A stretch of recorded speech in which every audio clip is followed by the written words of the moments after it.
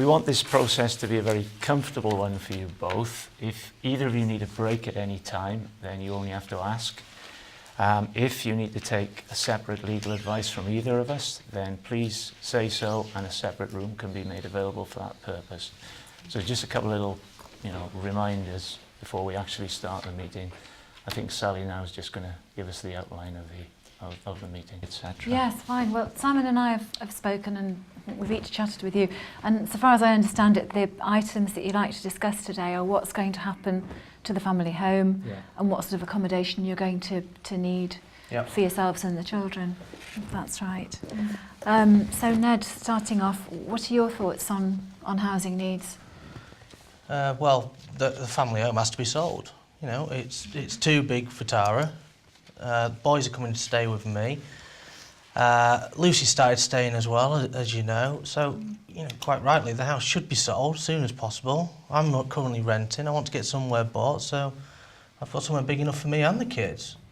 Okay. So that's it from your perspective. Now, Tara, how about you? What are your thoughts on accommodation and what everybody needs?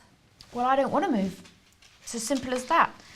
I mean, I never asked for any of this to happen to me and the children. I really don't see why I should have to move out just because you went and destroyed our family. Look, I knew this would happen. I can't see the point of this meeting if you're just going to sit there and bang on about what happened in the marriage.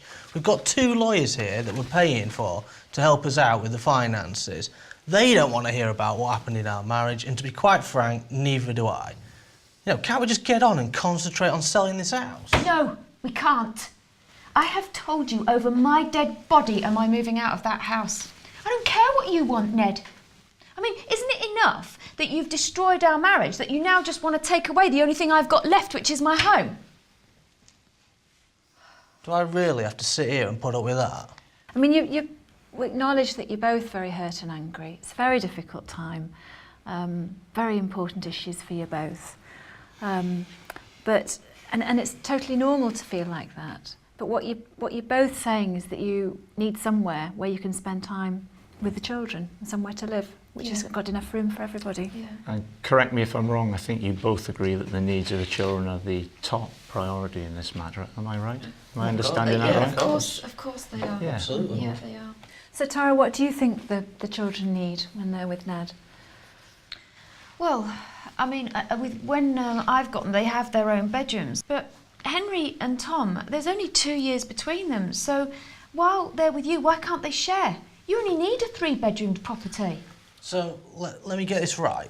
You want to stay in a 6-bedroom property where they all have their own rooms, yet when they come to me, you expect the boys to share? Yeah. That's just ridiculous. Not ridiculous. Of course it is. Well, you've suggested the boys sharing.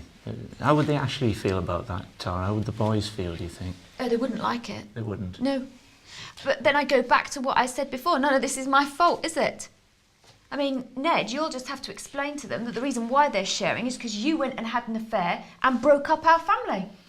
You'll have to explain it to them.